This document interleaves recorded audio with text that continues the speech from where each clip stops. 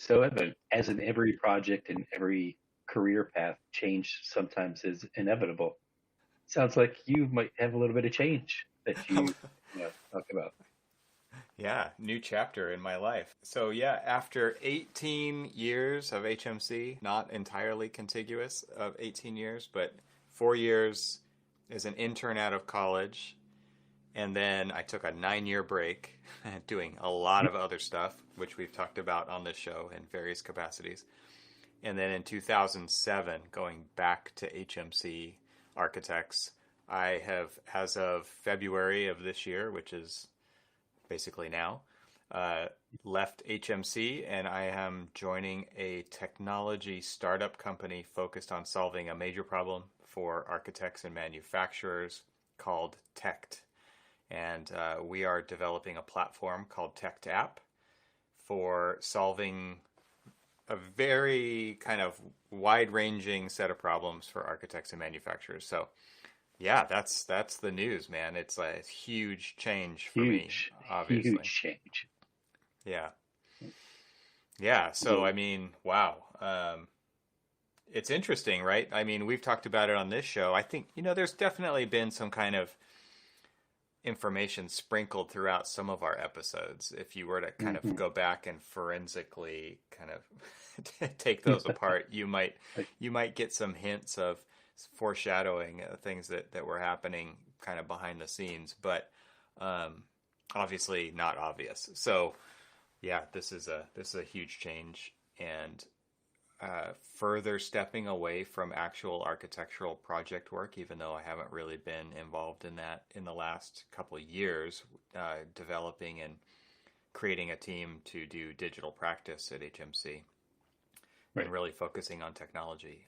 It's just created this need for me, I feel like, to make a something that we do with this podcast. Like we want to make this profession better, you know? Yeah. Yeah. And I feel like this is a huge opportunity that kind of fell into my lap and it was irresistible. I couldn't pass it up to do that on a day to day basis. And to me, it feels like a perfect fit for the kind of work that I want to do and for the impact that I want to make on our profession. Hmm. So, what are we going to be talking about today? Yeah, so this episode is kind of a special reveal episode of sorts about what the heck TechDAP is, and it's just now getting to the point where we can actually even talk about it. We've been working in stealth mode furiously behind the scenes to get this thing to a presentable state to put it out in front of the two different audiences that we have, which are architects and manufacturers. And so um, we're going to have my boss on the show, Bob Habian, and he's an architect here in California as well. And I've known Bob for, I want to say, about 10 years now, Cormac, that we've probably been talking to Bob. Yeah. Yeah. Close to it, if not. It's And been, so, seems like it's been a while.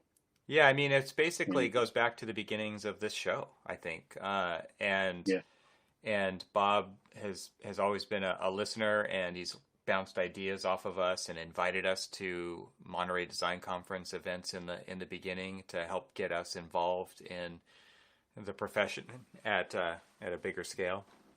And and so he's coming on the show today to talk about TechDAP and what he's been working on, really for like the last few decades, but very seriously for the past couple of years. And so we're going to talk about exactly what the platform is trying to solve and how complex that really is, and Right. kind of the excitement behind that we have to take on this problem and solve it for our profession and with our profession.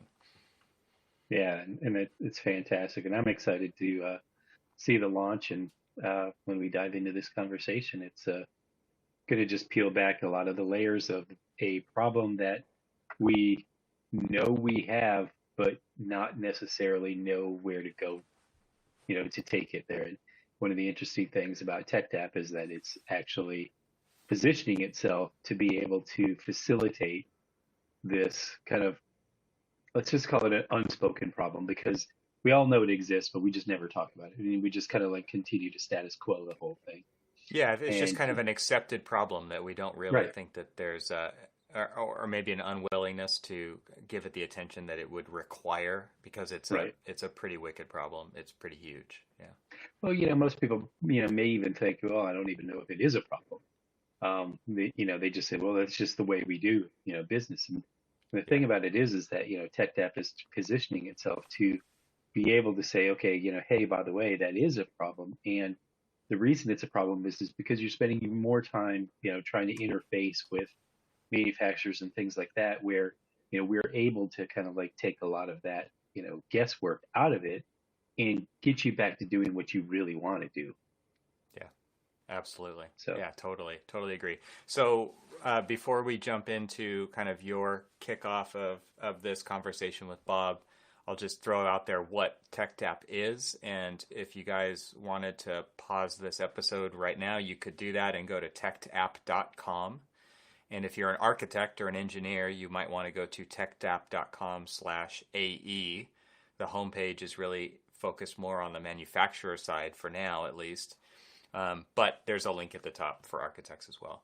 But yeah, TechTap is a new platform designed for better communication between architects and manufacturers.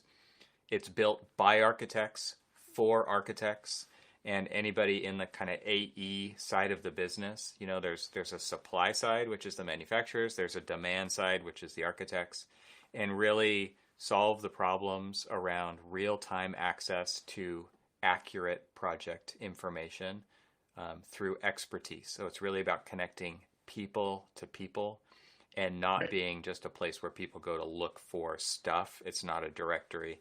So that's kind of the short elevator pitch. We get into a lot more detail in this conversation coming up about the Yeah, nuance to all that because there's a lot of it. And, yeah, and yeah, so, this is a long episode. I encourage everybody to make use of the chapters. We're going to have this on YouTube. We're also going to have it as an episode. We'll have chapter markers for the kind of different areas and topics that we're going to be talking about. And, some of those are more aimed at a manufacturer's point of view. Some of them are more aimed at an architect's point of view. But I think overall, it's great to really, truly understand both sides of that equation so that right. you can really understand the depth of this problem that we're taking on. So again, I'm thrilled. This is a huge step for me, and obviously it's big news in my life to be moving on from HMC into this new kind of category of careers in architecture, definitely, Yeah, and how there definitely are people who are working more on the technology side because it really is poised to solve major problems for our industry and enable that change to happen faster than it ever could have before. So, right. anyway, let's get into the conversation.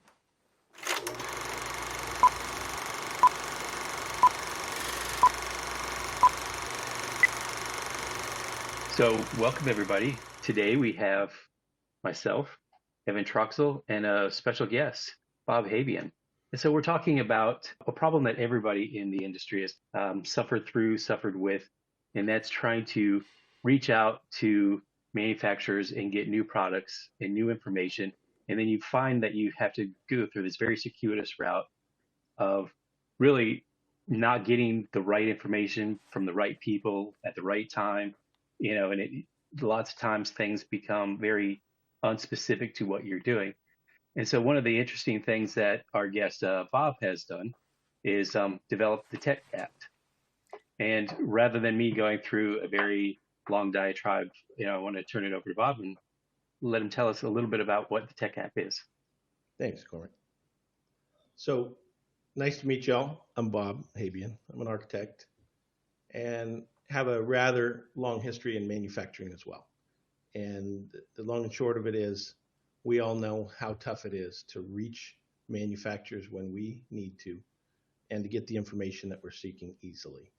In response to that challenge, I've been working for quite a while to just shorten that gap.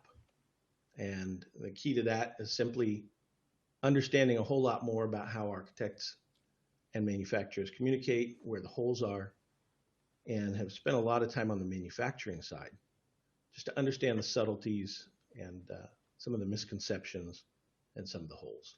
So TechDAP is a solution to that that's inclusive of both sides. And my hope is that we can just facilitate better communication.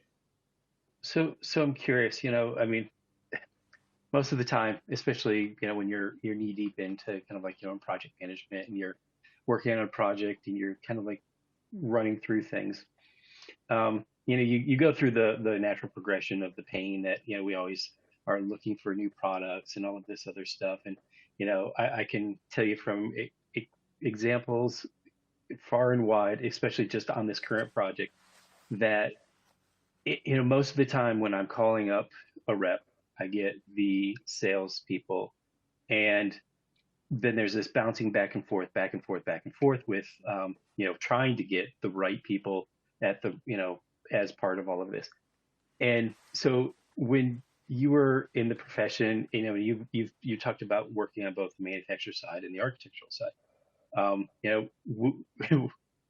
How long has this problem been going on? Because, everybody always says, oh, this is just, clearly it's just a problem that I'm dealing with. And it seems to be a problem that's been plaguing us for quite a long time. Yeah, definitely. And I think it's a declining kind of slope of health in the situation. And it's been happening for a long time. I look back historically to a much better fit between the supply and demand sides of buildings and built places, right? Where craftsmen and others made things happen. And it was a very connected, collaborative process. Particularly in an information age, we're drowning in an ocean of data, frankly. Yeah. And people get a little bit ahead of their skis on what should be put out and when. And there's now a pretty significant disconnect between supply side manufacturers and an understanding of what's needed at each step of the process on the demand and design and build side. So, there's just a lot of distance. It's growing, but it's fixable. It's fixable. So I don't think we need any new information, new people, better products, or anything like that. We just need better alignment. And so it's really more of an exercise in human factors of change and understanding that even if we've got a great plan to do great things together and back, similar to the way we used to do it in the built environment together, we really need to get a better understanding of where each person is in the process, where each company is in the process, and stitch things back together over time. But I think everyone experiences it on all project types all the time. Yeah, it's funny is that, we have this huge flood of information. I mean, people can Google things and get, thousands of bits of information about just, I don't know, any product that they're looking for. And for some reason, the easier access to all of this information tends to get us the wrong information, or not the information that we need specific to what we're doing. What is kind of the goal of TechDAP in kind of like reconnecting or kind of like distilling back down to the information that we actually need to get? It's kind of like asking for directions when you're driving, right? If you don't know where you're going, How dare you? Don't try getting there. And so when we go online and we start searching Google and we find, little kernels of information and we pursue those even further, and then we get to a directory of products and then we dig into the features and benefits and the specs, and we don't even know what we're looking at as far as availability, cost point appropriate to our budgets, etc. So the whole notion is, rather than start the endless black hole of search for product information and product data, why not just connect with the experts in those arenas, right? So if I'm trying to make my way through farmland, I probably want to talk to a farmer. Say, hey, here's where I'm trying to get. And he says, okay, well, here's the best way to get there. And he can give me a great answer if he's a better listener as well, because it's not just getting from point A to point B. I might want 5 very interesting milestones along the way that matter to me. And I want to go sequentially to each one. And so it's more about having a conversation that's a good give and take, that's patient and comfortable, that's not about a sale, that's not about a quick close or a quick answer per se, but about clarity and understanding. I often just reference the fact that with every project involving hundreds of products, literally, and behind each product, multiple manufacturers, it's very easy to get overwhelmed because there's simply too much information and too little time to make sense of it all, right? So as architects, we need to give up on the idea that we're supposed to know everything and get back to more of a conductor role, a coordinator role, where we engage the knowledge that's there on the supply side and let them help inform our questions and milestones that we need information for the one primary function, and that is to be able to make an informed decision as a design professional, right?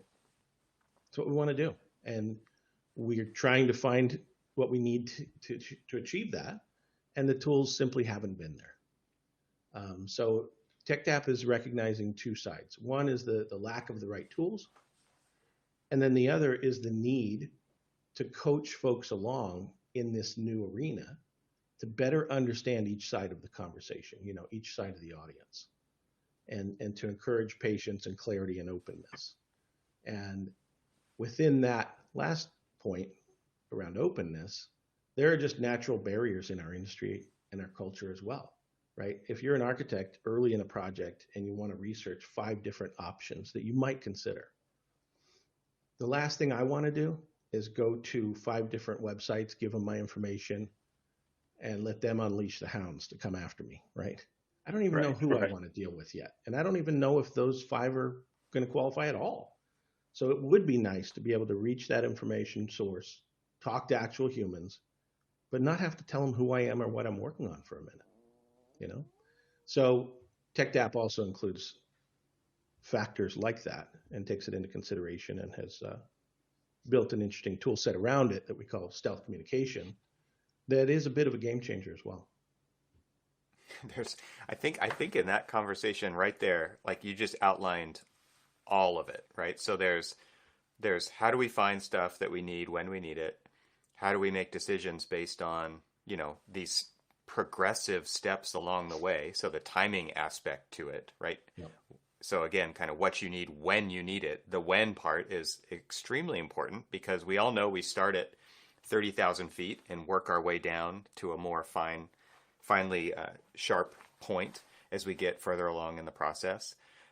And there's a lot of stuff that happens in the current process that's completely broken about that, right? We're, as architects, fielding sales calls that are unsolicited. We're getting a flood of emails in our inboxes where they're just throwing spaghetti at the wall because that's the way that it's been done, right? And so no fault to them. They're not salespeople on the manufacturing side are not stepping back and saying, what do architects need from me and when? They're just saying, like, this is how we do it. We sell stuff. And in order to sell stuff, we need to be in their inbox. We need to be on the phone with them all the time. And not stepping back and saying, what do architects need? When do they need it? And how should that process really work? How can I actually serve them instead of selling to them? And that's basically what you're talking about with TechDAP, right? Yeah. I mean, the magnitude of dysfunction is overwhelming when you really take the time to understand what goes on, right? For the experience of one manufacturer, they might reach out to an architect once a month, once a quarter, let's say. But if an architect is working on, say, 10 projects and each one has a couple hundred products on it, and each manufacturer wants to try to just check in and say, how you doing, right? The experience for the architect is this barrage of incoming, and they just have to reject it, as a matter of time management. Right. And for each manufacturer that doesn't understand that kind of buildup by others, they have no idea. And in my experience with manufacturers over the last 20 years, including being a global manufacturer myself and consulting with over 300 other manufacturers, I can confidently say that understanding how architects think, work, and what we need is the weakest link for manufacturers. It's the one thing they know the least about, right? if you're a manufacturer, you need to deal with supply side issues and sourcing your materials and manufacturing and ensuring and distributing and selling, frankly, right? Yeah. And so how do you sell your products? You sell them to people that buy them, and architects don't buy them. Yeah. I Right? think that was Right. one of the biggest like aha statements that you made a while back to me, and it was just like, yeah, they're always selling and architects aren't the ones buying, and Right. therefore there's this mismatch that's built into this broken system that nobody seems willing to or able to kind of step back and reassess that situation Right. because they're operating within their own lanes all the time, right? So take what one manufacturer is doing in that barrage of information out to architects, and then multiply that by how many building products get used on a project. Yeah. Hundreds, right? So Yeah. so now you're actually starting to understand the sea of information that architects find themselves having to wade through time and time again on every single project. Right. And that's why you have to have that kind of pruning effect, in that just auto delete the emails, because it's Right. too much. Yeah. I think it includes a little bit of a factor of perhaps agriculture, right? It's one thing to grow a nice fruit tree in your backyard, but what if you had to, grow fruit trees on 100 acres? Because everything you do affects the entire deal, right? You're going to do it hundreds of times, not one time. Right. And so if we get it right, it can be fantastic. And when we get it wrong, it's a disaster. But the key is that we can just do some very small refinements, right? And that exponential factor of each side of the community, the number of products, the number of manufacturers, et cetera. Let's just agree that right now it's not fun for everyone. But if we could get some of the fundamentals right and everyone were to adopt them, imagine the magnitude of change that we all experience, right? Yeah. So it's more about finding better patterns, understanding where people are in the process and what needs to happen for them to be able to find and take the next step that they should. It's not about talking about it. It's not about theorizing anymore. It's about literally just helping those incremental steps happen with a look toward an agricultural mindset of how that crop's going to be looking in maybe 3 years. So a bit of a longer view with immediate action and some deep knowledge of each community and an inclusive process along the way. So it's really an invitation to both sides as much as it is a business, right? I'm not here to sell anything.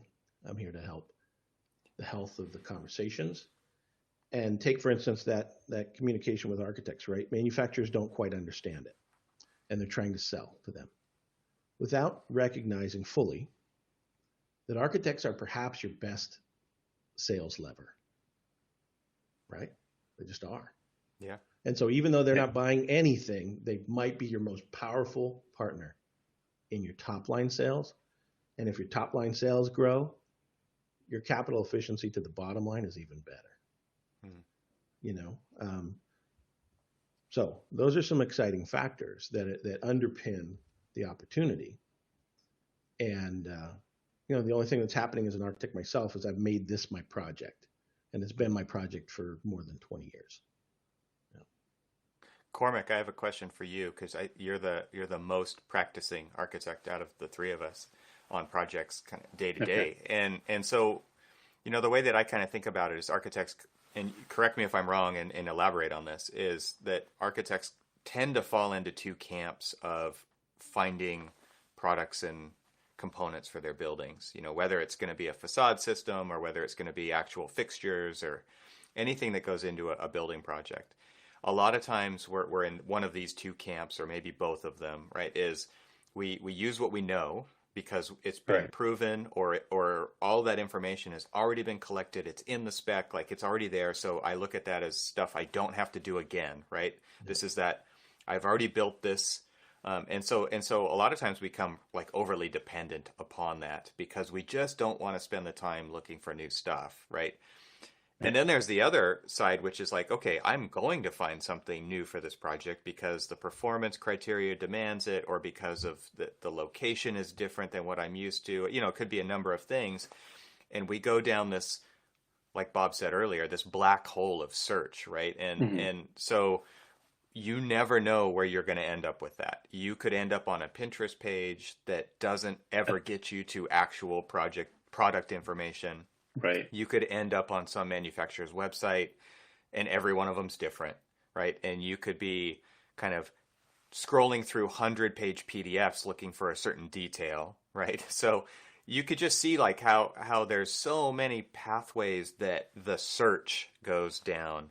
And again, you never know where you end up, and you never know where you're going to end up. And there's so many distractions along the way. I like to say that, you never know how you ended up shopping for shoes when you started out on that product search, but you Right. did, right? And that's because the sidebar is loaded with ads, and it's made to distract, right? It's made for you Yeah. to click on that stuff. And so, from your experience, how do you feel about that? I mean, I think this kind of gets back to that idea of the fundamentals of what this is just putting people in touch with people rather than searching through directories and endless searches or reusing what we already know all the time. So basically, without knowing about the tech app, a lot of people have been asking me questions about, kind of that very process over the course of the past couple of weeks. It's been a pretty hot topic about, specifications and, right products that are used and things like that. And, what's interesting about the two camps thing is that I would venture a guess to say that a lot of times we start our projects off with in camp one, where most of the time we start to look at our basis of design for the project more of like, okay, we're comfortable with these products that we've used. We know that on the last project it was successful. The last, specs that we wrote, we Mm-hmm. liked this product and all that other stuff. And so you kind of start that way. And then as hopefully you start to evolve the design, then you start to say, okay, the last time I used those sliders, they were great, but I have a different performance criteria. And I know that in the past they haven't been able to meet that. I need to start actually taking a look at other products that are, comparable to this design aesthetic that we want, but with a different performance. And a lot of times then it goes off onto the Google searches and just trying to find them. And then, yeah, you're like, oh, look at that. Ooh, I like the way that that looks. But you never really get to get into the meat of like the performance and stuff. And so a lot of times when you reach out to a lot of manufacturers, you do get the sales call and you do say, well, so, oh yeah, well, our product will meet that. And then the more and more you dig into it, when you actually get to like the technical side of it, they're like, well, that product is good for this, but that product is good for that. You're looking for this, and it needs to be that rather than this kind of thing. You're just kind of trying to, get to those quick decisions of like, okay, I like this product, but I need other products, especially a lot of times when we're looking for the approved equals.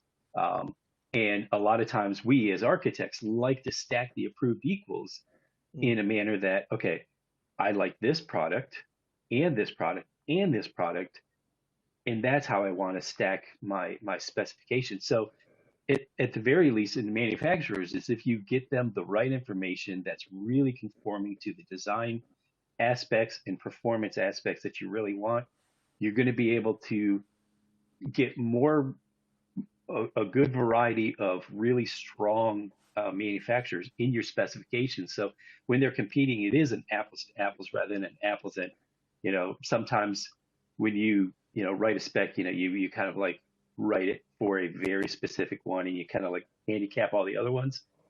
I can't stand that because one of the things that we all know is that none of the none of the projects are always going to have 100% of the products that you want. And so you should be looking for comparables and all that other stuff. And so I'm actually in both camps of it. I Yeah, actually right. do work on I kind of started as like, okay, I do have to do a basic design and schematic design because I'm going to have to do a kind of a schematic design budget. And so I'm going to need to have real dollar, figures to all of those products. So I always kind of go to the tried and truths. And a lot of times I'll say, okay, did this tried and true work for me? Yes. Did we kind of the hardware kind of like, failed on this and all this other stuff. I want to try to stay away from that, but I still like what it's, providing me. What is, option B, C, D, and E, kind of things. And so, I can, there's an interesting soapbox that I could pull out and start standing out and preaching to you guys, because this has been a very strong conversation in the office, and, even on my own project team, of kind of, we just did a bid submission, and I was telling Evan, and we finally, like, we started to look at after action views, and it was just like, well, what are some of the things that we should have done differently? And one of the things is make product decisions quicker. Hmm. It was hands down. It was like literally one of the first things that almost everybody Yeah. says, like, yes, because we had an idea, and, it kept evolving throughout the whole design process and even into construction documentation. And I was just like, if we're able to make bigger decisions, because, like, sometimes, bad example, but, sometimes we'll, like, get to a product that we like, and then we, reach the manufacturer, don't really get good responses, and we're, like, it just kind of like drags on, and then you're like, okay, how did we solve that? And we're like, we're not sure yet. And Hmm. you just like, Yeah. we didn't solve it because it was too tough of an idea, and we just kind of kicked it down the road. And Yeah. one of Limbo. the things, yeah. And so one of the things that we're, specifically to, like, what we're discussing right now, is that if we can get more informed decisions a Hmm. lot quicker, it'll really help us with, I said we should never decide a manufacturer, sorry, a product, well past DD. You should make that decision at DD and move on, because CDs is just, it's just documentation. And Yep. the thing is like, well, we're not just, we didn't really look at the right people, or we were sold a bill of goods, or we only got this one, but then we realized that we were really looking into it. It didn't meet the performance criteria and stuff. And the thing that, I find really exciting about, like, the things that I know about TechTap is it's going to be able to get it's going to help facilitate architects to make a decision a lot quicker, and Mhm. the right ones, the more project specific ones.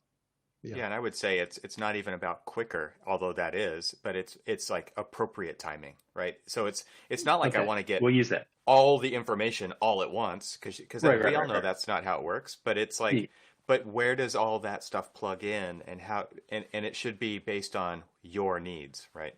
yeah, yeah, yeah. Yeah, that brings to mind three things. One, in terms of timing, would you rather get an answer in 15 seconds, or would you rather get the perfect answer even if it took a day or two? Right? Because if that manufacturer could truly understand the intricacies of your design intent, Yeah, maybe they need to go do their own bit of work for you yeah, yeah, and come back with the right solution instead of just giving you what their gut says is the next thing to say, right? So yeah, that's true. timing, I think to Evan's point, is appropriate timing. And it's Yeah, everything from concept stage to post occupancy. Architects still have questions along the Yeah. entire spectrum, right? So it's not just about sourcing a product to get it into your package for bid. It's about, hey, I was just proposed three alternatives post bid, or during the bid, and I've got some basic questions. So yeah, the questions are, here's the key, are hard to predict, right? So if I'm going to put information on my website as a manufacturer, what questions am I answering already? I don't even know what they're going to be. Yeah. So that conversation makes a big difference. Another point is that, when we have the opportunity to communicate, and we don't know who to talk to, right? Where do you begin? Hmm.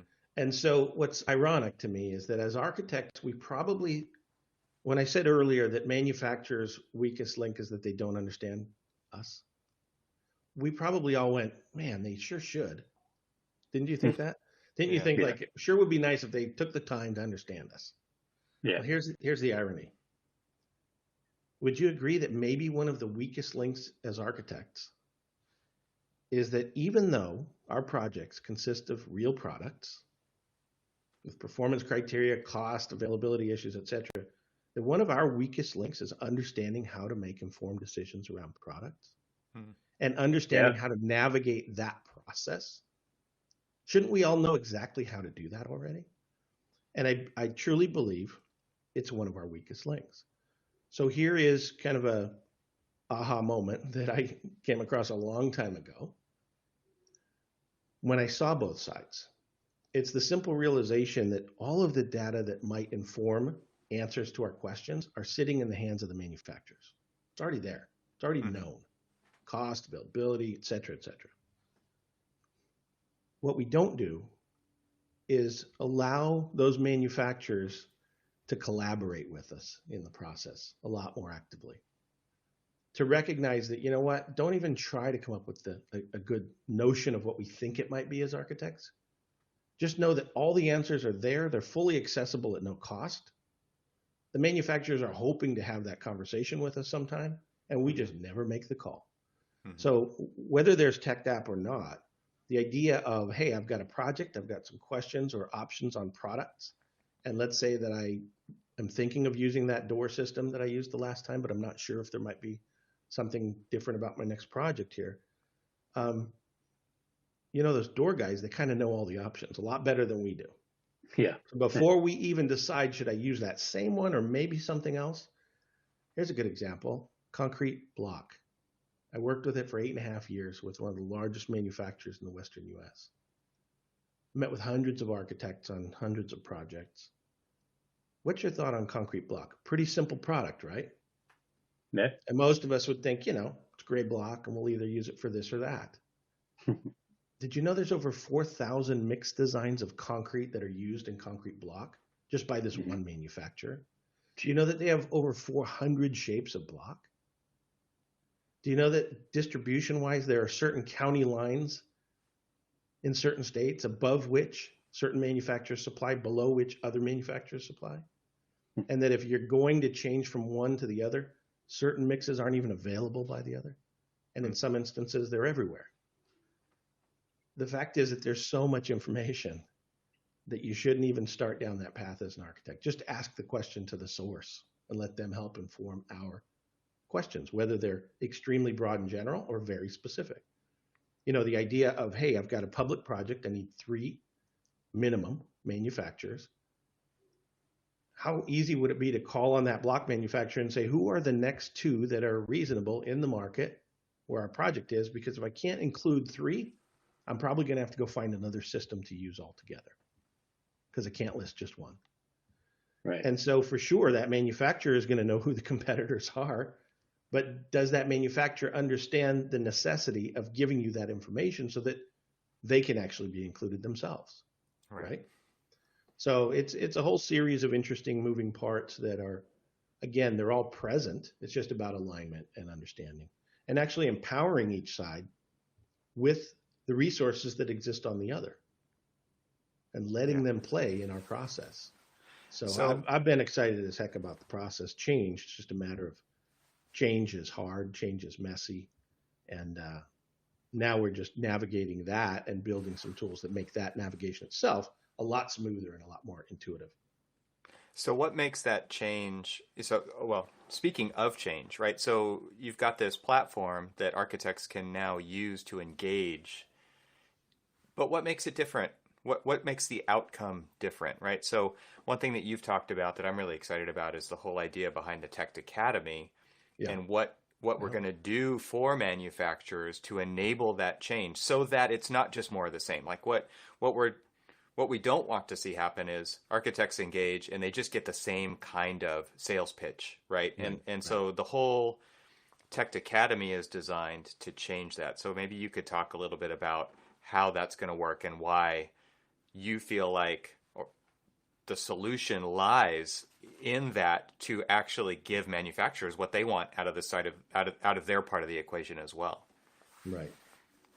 Yeah, I would say it starts with the notion that this is built by architects. You know, we know what we need. And so it's about together informing curriculum, if you will, right? To hand to the manufacturer to say, hey, we want you to go to school on how to better serve us. And we're not going to wait for someone else to write the curriculum or for you on the supply side to write your own curriculum. Mm-hmm. And so the Tech Academy is an opportunity to include our opinions and wishes and preferences on what would you say to a manufacturer if they invited you to help them help you, or for you to help them, you know what I mean? And so the Tech Academy is curriculum by architects to help manufacturers understand those fundamentals while recognizing the needs of the manufacturer. And so it's really an invitation for curriculum content, and I think that's going to be an ongoing process, right? Good thing universities didn't stop with their curriculum development 50 years ago, right? Right. Times change. So the content is an ongoing factor, but the fundamentals that have just not been there before are pretty easy to discern and assemble. And so we have a 6-week training available to manufacturers, and it's actually a prerequisite for them to even be on the platform. So one factor in keeping things from returning to the way they've always been on a new platform is that we're actually raising the bar for entry, and we're raising the bar for continued participation. So a couple things. In the academy, we're giving them the fundamentals. They need to complete it, and that gets them in the door to the application. But once they're in, every engagement they have with architects on the platform, architects have the ability to make a note about that engagement. Was it helpful? Was it not helpful? Or was it very helpful? And with just that simple ask at the end of an engagement, there's going to build up this record of how much are they understanding these new rules? Mm-hmm. And those aren't metrics to punish people or to promote people, frankly. Those are just metrics to help navigate the change, right? So if one rep is just constantly getting praises from architects, wow, that was very helpful, right? And you've got a tranche of reps that aren't getting that kind of traction. It's about understanding what are the things that guy's doing or girl's doing that's getting it right, and how do we help transfer some of that knowledge internal to the manufacturing side from one good adopter to others, right? So that whole realm, and that's why I say it's a business that's as much about the human factors of change as it is anything, right? Because we're kind of in that business too. And so we're building metrics and tools to help analyze and nudge over time, higher performance, higher fit, more responsiveness, and a better understanding to, is this actually helping, or is this just a big promotional waste of time, that nobody needs? Yeah, I think one of the things that we all know really well is like we can probably count on our hand the number of sales reps that we trust and we will go to every single time because we get that from them already. But then there's this sea of stuff out there which you could label as opportunity or distraction, depending on how you look at it and where you're at right then. But it's like there's no way that I know what I'm going to get. And so what you're talking about is building consistency in a platform that architects could then trust and then use more, which is a win-win, right, for manufacturers and architects. Absolutely. Yeah, I mean, you just mentioned trust, right? That is another pillar of TechDAP. Absolutely. And not just TechDAP. That's another pillar in our industry. Yeah. That everybody should take time to better understand, right? No matter who you are. We can self-analyze as architects and ask, how much do we trust the manufacturing community, right? Because if we have a low degree of trust, then we probably have a low degree of engagement with them. But if you knew, like you said, you had a few trusted sources, you're going to call them early and often because they're helpful. Yeah. And there's no risk, and you trust them. Yeah. You trust them to not call you back asking how the project's going. You trust them to give you straight answers to tough questions, right? So a really significant opportunity and another aha moment is the flip side of this hundreds of products on every project, right? Hundreds of products on every project is a challenge. Well, here's an opportunity. What if every architect had a few a few trusted sources, right? And not deep research, but the average that we've experienced over the decades is less than 10, closer to 8 on average. That just a handful of people do architects really trust. But if each architect trusts, let's say 5 to 10, how many architects are there?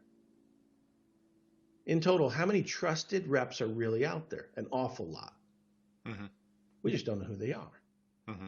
And so the other thing that the platform allows is kind of a peer-to-peer cross-pollination of giving up those short lists of our best folks and sharing those names with others, right? Because if I need 300 trusted sources and I've got 5, Mm-hmm.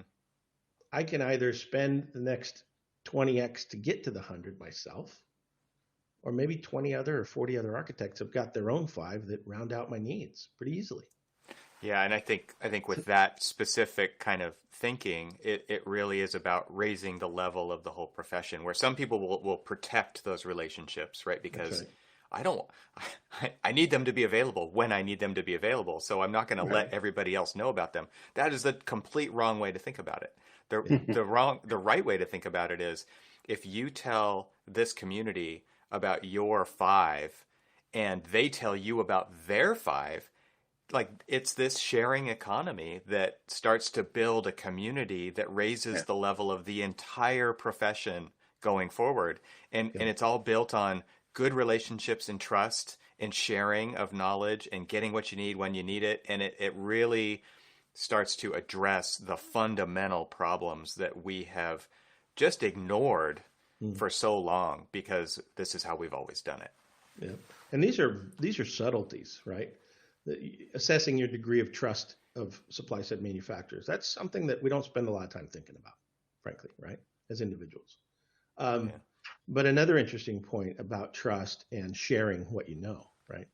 I once wanted to share some information about a fishing hole that a few buddies of mine and I went to. And they're like, dude, don't ever tell anyone about our fishing hole. Yeah, it's a cardinal If rule. you tell them about our fishing hole, then there will be no more fish pretty soon, right? Well, that's appropriate when there are finite resources, right? But supply side knowledge base is not a finite resource. Yeah.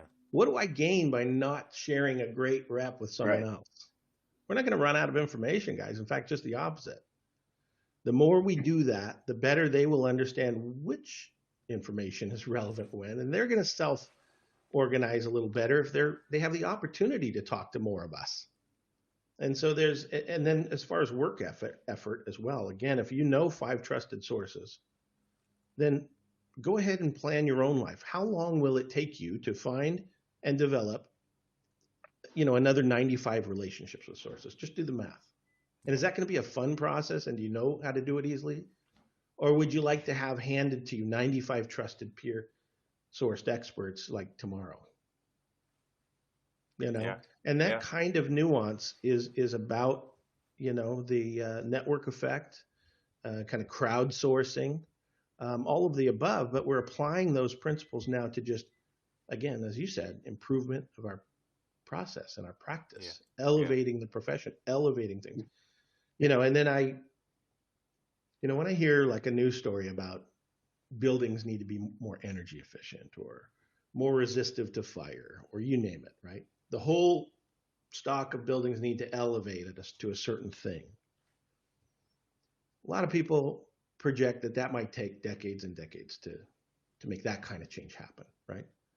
But imagine how much more thoughtful and higher performance your outcomes could be if you were able to shift really quickly to having far better source access to make far better informed decisions on all of your products.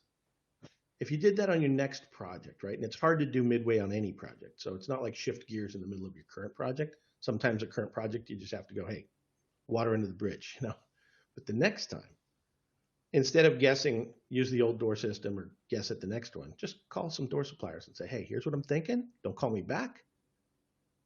Answer my question and get the information from the horse's mouth. And if you were to do that, on your next project, imagine how quickly the outcome might be a hell of a lot better, right?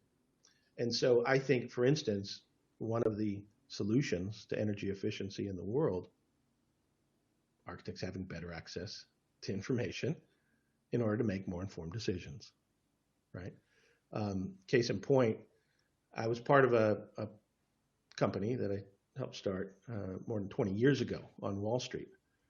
And we built out an event center with over 300 manufacturers. And I was kind of the developer on the project, co-developer. And my ask was very simple. I asked the manufacturers, what would you put in this space that would showcase your current best products? Simple question. And then in response, we used those best products, and we put them all in one place. And by definition, just by that simple ask of each manufacturer, by definition, that space was the most advanced built space on the planet Earth. It was 24 years ago, and we had raised floor environment, underfloor air, fiber optics, bomb-proof server containment, ergonomic everything, sustainable everything, full spectrum fluorescent lights, etc. Because we just asked. The products are already there, actually. The innovations are already happening. And they're not just coming from new sources, they're coming from old sources with new ideas and new products. A lot of those big companies buy the up-and-comers. So another facet of Tech App is to embrace the manufacturing community with two primary focuses, and that is to get all of those mainstay manufacturers that make wood and roofing and glass and other things on the platform, because we still, as much as those are institutional in our industry, we still all have a ton of questions for them that we need help with. And then the other community of source is, who are the people making the innovative stuff? Because as you said, architects want that access as well. And we want to make those findings happen easier and quicker in one place, not 50 places. So we're actually looking at the manufacturing supply side with both of those lenses, attracting the mainstream and really looking for innovation sources so that we can help shorten their path to market, whether they're big or small, and how much resources they have to exist and remain become a lot more tolerable if they have easier access to the community of architects as well, right? So there are a whole lot of economic factors, a whole lot of industry factors at work here, but it's enabled by very subtle, very small moves by each of us. I wanted to key in on that. We say with TechTap that there's going to be this level of trust, but that's going to be a process on how to get there. And part of that is to have the Tech Academy, which trains sales reps how to serve and what architects need rather than sell. But I think the other big component to that, which you mentioned earlier, was this idea of stealth communications. And Cormac, what I wanted to ask you was, when you are looking for new products, and maybe you're working on a project that you can or can't or don't want to at the earliest stages reveal, right, for various reasons. Like a lot of times an owner requirement is that the project can't be revealed, but then there's other times where it's just like you don't want somebody doing the runaround on you, right? So can you talk about what it's been like for you as a project architect and how you do build trust over time? And then kind of taking a step back and saying, well, what if I don't have to do it that way? I can actually do it fully veiled with a system like Tech is offering, and how that might change how you approach finding new things. So I'll say that two things I always look for when I'm trying to, approach a new product with a manufacturer, and it's access and accuracy. Accuracy, the things that are very specific to the question that I'm asking. I mean, I'm looking for a specific answer, and to be able to get back to me with the right answer goes a long way. And then, I start to realize that I can rely on that person, and I can start to ask them other questions for other projects, this project, whatever. And, and then the access is, they're basically very intertwined. It's finding the right information in a timely manner, but also just feeling like, I'm not just being sold to, I'm actually getting the products that I want and the answers. I mean, because when I'm looking for products, I'm not just looking for, it looks really pretty. I also want to know, ooh, it's going to perform really well. Performance, And a right? lot of times, people are just saying, well, I can give you this really thing, pretty thing, but never really fully divulge, like the performance aspects that I'm really looking for when I need a product. And Mm-hmm. so, access and accuracy, and then, don't make me feel like I'm being sold to. Make me feel like you're looking specifically at the question that I'm asking.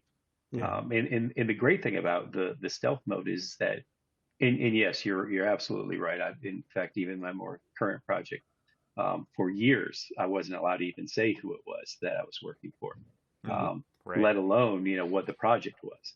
And for a variety of different reasons, and all of them were legitimate. But, you know, a lot of times the sales guys look, I really want to just keep focused on that particular project. So when it comes out to bid, I can bid on it. Like, well, you'll know that when, we're allowed to. But When it's up until appropriate. then, I still need all of this information. And Right. sometimes you got to be a lot more forthcoming with just saying, okay, I don't need another project. I just know, I'm working, I need to work with you so that I can, like actually have that shot to bid on it later on. Yeah.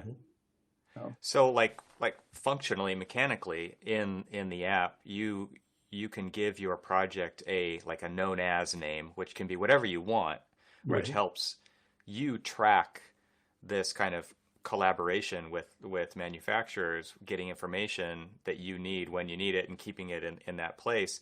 And what that allows is you to talk about this as a subject and remove the pieces of the information that maybe aren't appropriate to talk about yet, which is, I think it's kind of two things that, if I put myself in a manufacturer or sales rep's shoes, I'm looking for what's the project? Like, how juicy is it? How big is it? Right. Exactly. Who's the client? If I don't know project information, who's the client, right? But then also, like, what's your domain name that you're coming from as an architect? Is it one of the big H firms, right? Is it an HOK? Is it a SOM? Is it a ASG? Is it like what is it? And that also helps kind of fill in some gaps about the potential of that project and how much they might want to pay attention to it. What I like about this is it levels the playing field, right? It says like every architect gets equal access because all they want as a all of them together is information, right? It doesn't matter how big or how small. Right. And it works the other way too, right? It's like now as an architect, I can go in there and I can look for stuff by an up and coming because it fulfills the requirements that I need.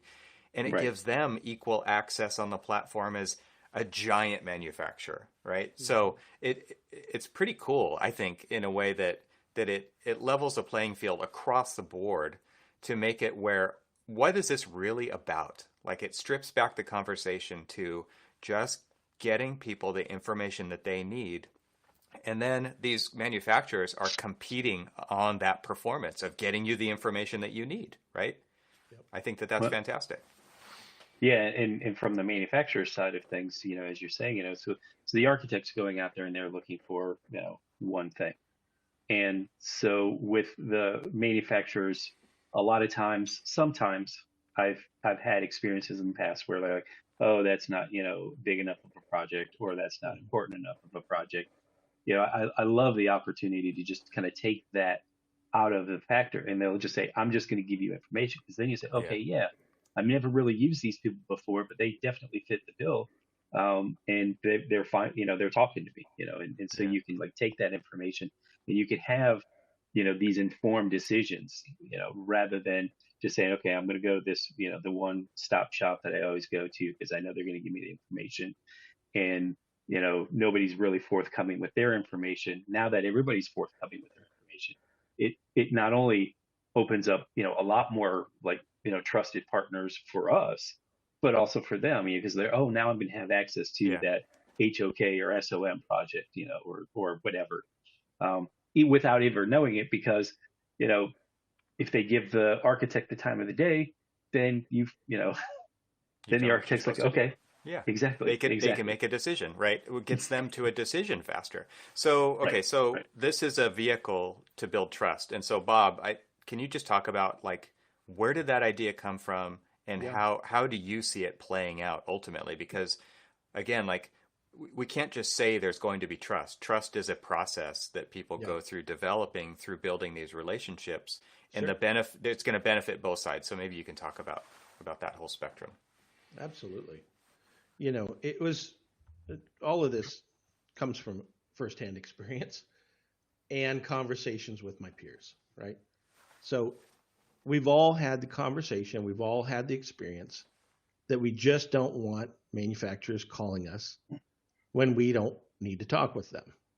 Simple concept, right? Mm-hmm. Right. So everyone would think, wouldn't it be nice if they didn't do that?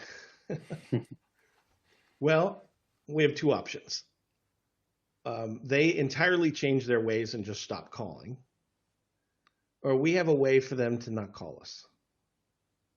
Okay. And so, to the point of projects, for instance, their habit is to chase projects, right? That's what they do. They want to know what the project is, when it's going to bid, et cetera. I literally read an article this morning in a business journal about a hospital project. And it's actually a hospital. My daughter is a nurse. And that project is breaking ground later this year. It's almost a $4 billion project. They expect occupancy in 2030. Wow. There are renderings of the project. They're breaking ground this year. How many product decisions are already made as far as systems and choices and bids and relationships? How many unnecessary calls are there going to be in the next 9 years of companies reading about the journal article this year or 5 or 7 years from now and going, hey, let's go get into that project, would you? Too little, too late. Make right? the call, make the call, make the call. Yeah. So those are some of the kind of reasons that kept poking me to try to solve that question. And the answer is stealth communication. Simply providing a really impenetrable veil between me and whoever I want to ask a question to, where I don't have to tell them who I am or what I'm working on.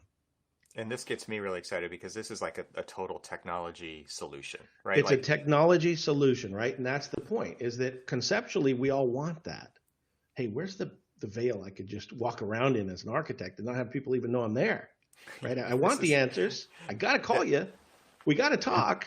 It's that But if I invisibility call you, cloak that we all want when we see it in the movies. So we right? needed a technological development or a technology development to build that stealth cloak. And that's what we've done. And we're not the first to do it, right? We'd be a little, myopic to think that these are issues we have. So the beauty of technology is that every corner of the world and every facet of business has been pretty well developed. We just happen to be the slowest profession to adopt most of that, frankly, right? So what we've stitched together are some fantastic solutions, and in those pairings, created some new challenges and questions that we had to navigate with the developers of these other platforms. And so we are working in beta mode on some really cool things with some really cool suppliers, including CSI, right, on master format. And how better to make that happen? I mean, if you print out the PDF of just the master format, it's almost 750 pages. Oh my gosh. Literally. That's just the outline. Yeah. 150 pages of which is a keyword index to navigate the other 600 pages of outline. I mean, ridiculous. We need technology to navigate these things, and CSI is doing a fantastic job with tools like Crosswalk and other things to make that easier for us. But that doesn't address stealth, right? Mm-hmm. But it's part of it. Like if I need a stealth solution that can allow me to put in a couple keywords to find the right person with whom to have a stealth communication, well, that's a piece of it. But the actual veil is yet another supplier and another process. And so the TechDApp is a collection of very specific technology woven together to achieve that outcome. So for users, we simply put in a keyword, find the right folks to talk to, engage either a call or a chat. Email is a little tougher to veil. You can do it, but it's a little tougher. Your domain name's attached to it. It is harder. Yeah, or if you take the Craigslist approach where you anonymize your email, etc. I don't know how many of you have seen that, by your fourth anonymous response in Craigslist, it's actually showing them your full email. Yeah. It just like degrades the process because it's really hard to control two sides on an uncontrolled platform for very long. But a phone call is a phone call and a chat's a chat. And so we have the ability to anonymize both sides. But there's only benefit to anonymizing the architects. We want those folks, the supply side, to tell us who they are, know who they are, et cetera. But they can't call you back. In fact, what we did enable is a tool that allows the manufacturer to ping you back, right? So if I make a call to a source and they're not available and I have to leave a message, how do you do that? How do you do that without them calling you back? Right. So you leave a message, they get a ping invitation. So they're allowed to ping me back and say, hey, I missed your call. Or, hey, I got your message and here's your answer, via chat. Again, anonymously, sent to an anonymous source, but it sent nonetheless. But if they want to talk to you or follow up on your call, they get the invitation to ping you back. So as an architect, you leave the message. A minute later, 5 minutes later, a day later, you get a ping. And that source is saying, hey, got your message, ready to talk when you are. That's it. That's all they can do. So now when I decide, I can reach back out to them in stealth mode and make that call. Why? Because I might be in a meeting. I don't want them calling me back at 9:42 a.m. Tuesday, right? I want to talk to them, but I don't want them to know who I am, and I want to call them when I'm ready. Right. So things like that are built into the platform. We're eliminating the hassle. We're enabling the connections. We're delivering the cloaks of anonymity, et cetera, and just basically taking care of the small details that we all want, but none of us would have the resources to build individually, right? Yeah. And so we're putting those fundamental pieces in a collection of subparts to the tool set that just enable users to do what they wanted to do all along. And that's use your phone, use your computer. If you spend most of your time on your desktop, it works there. If you are mobile and on the run and super lean, and that's the way you prefer it, works there. It works on your phone, on a tablet, on a desktop, etc. And it's global, high security technology. There's no loose ends here.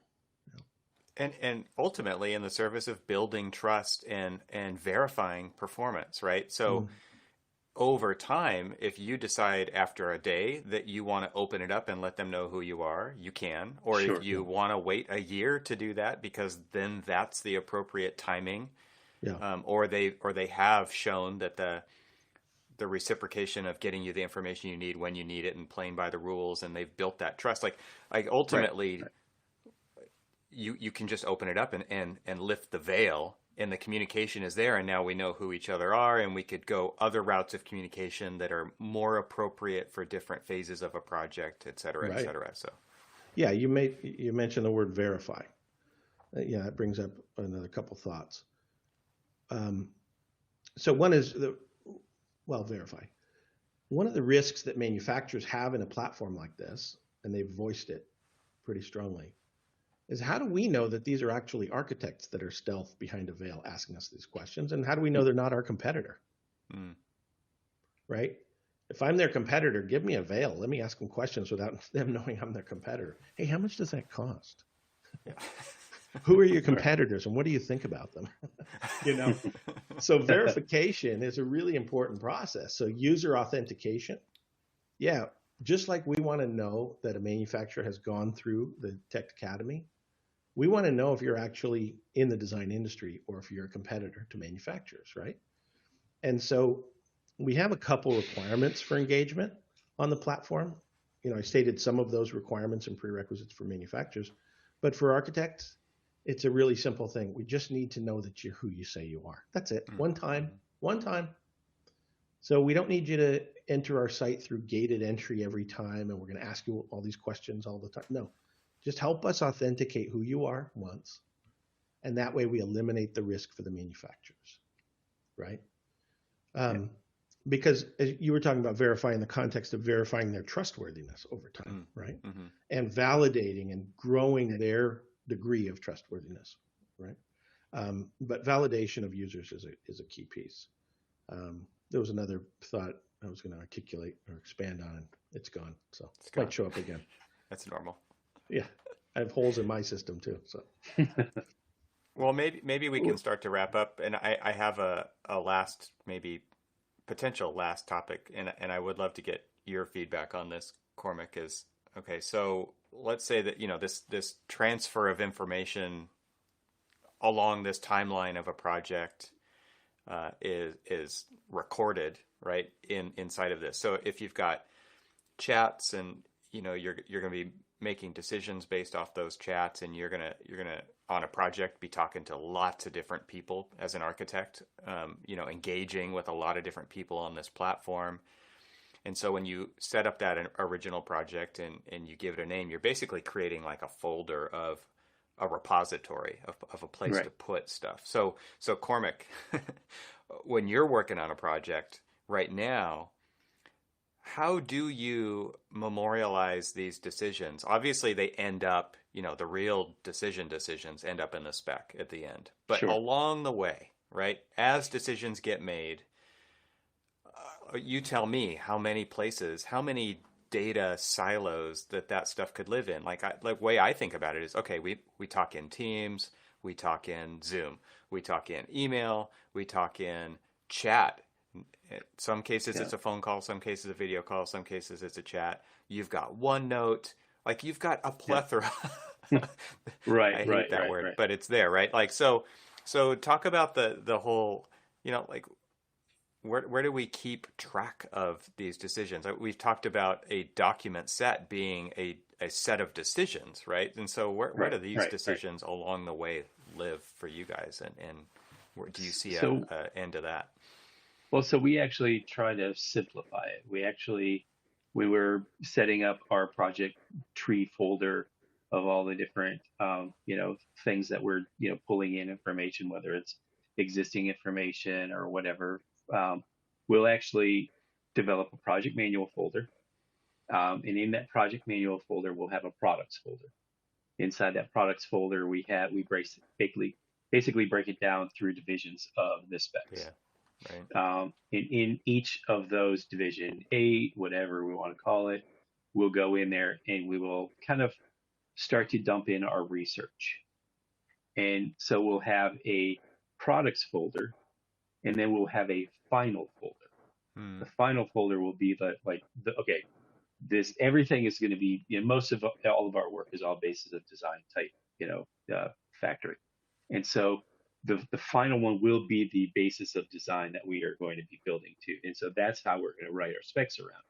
All of the other ones are research that we don't want to throw away because it's good, valuable research that we might use somewhere else, or it might be an approved equal or whatever. But, we at least have, in that division 8, we're, specific to that particular specification section, we're going to, pull in all of the different things. If we go in and we're doing glazing, we're going to look at all the different glazing manufacturers. We're going to find that final glazing manufacturer, but then we're going to use all of this other one as research for other people, because we also try to make it available for other people to use. We are passing along information. It's like, hey, I'm looking for birch strip glazing. Okay, well, here's all of the information that I've done research-wise, interface with a lot of different manufacturers. Here's the manufacturers' names. Here's the product, data and information that we need. And here's the, and then here was our final selection based off of, the criteria that we were really looking for. But if you're looking for something else, here's this, but then here's all of this other information that we found. And so we kind of make it, we try to streamline it so that we aren't like throwing it in all these different ones. I mean, yes, we're communicating back and forth via email and chat and, Teams and Zoom and OneNote, specifically for me, where we'll have like this, memorializing the conversation, but we need to, memorialize it in a far simpler way when we're actually, kind of like just saying, this is the product we're using. Yeah.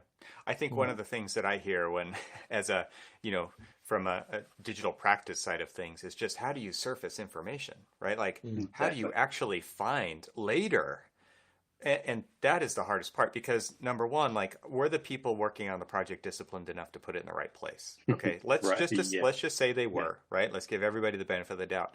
Number two, 3 years from now, when you send a junior designer into a folder structure to look for a product that you used on that project over there because you liked it, and they don't know a division number because they're not trained in that yet, Right. that becomes like an hour-long search, right? And so to me, like again, assuming it's in the right place, assuming it's named appropriately, assuming somebody clouded the page in the PDF of the product you actually decided to use, et cetera, et cetera, Right. et cetera, Right. that is a deep, deep hole that information Well, lives true. within. And there's so many ways it can go wrong. So to me, I think one of the, bringing it back to one of the things that TechDAP is trying to do is just say, here's your project. Here's the decisions you've made on the products that you've decided to collaborate with manufacturers on for this project. And then teammates can just dig through there and have one place to find that stuff and not hope to find it in the folder structure versus the OneNote versus the email versus any of the other Right. places that Right. could Right. Right. possibly be. So Yep. maybe Bob, you could just explain how that works and then what an architect could do with that data, because maybe they want to memorialize it in an archive at the end. What can they actually do with it and not to get it back out of TechDAP? Sure. Yeah, the beauty with digital platforms is the ability to move that data or group that data or search, sort, and filter, right, by various attributes. And so even one product inquiry or one conversation has a number of factors involved with that conversation. What was the project? What was the stage of the project? What was the type of the project? What was the question? Who was the company? What was the outcome, right? Mm-hmm. And so built into the application is an organization platform for all of the data where you can actually sort by project, sort by search, right? Because if I'm making a search using keywords to find a certain product genre, yes, that's tied to a project, but wouldn't it be nice to just revisit that search, but maybe it's in a different project location, right? So repeating the process every time is how our industry does it right now, Mm-hmm. right? In a very repetitive blocking and tackling in silos of context. This project, this product, in this location, right? And yet, master format is going to be involved in every project. Right. Systems and support suppliers are going to be involved on all of the various projects, et cetera. So, the platform includes a very smooth organizing platform for all of your chats, calls, searches, projects, products, and experts. So product experts, not only do you engage with them, but you can favorite them, right? And so that you've got your own private list of favorites. If I need to change project location and that's the only thing changing, let's say I've got a repeat client, right? That I'm doing projects for across the country. I don't want to research everything. I just need to change my location, and I need new contacts for that. Right. Because codes are different. Regionalism is real, and so, and really impactful, right? Code, sourcing, everything, cost, labor, logistics.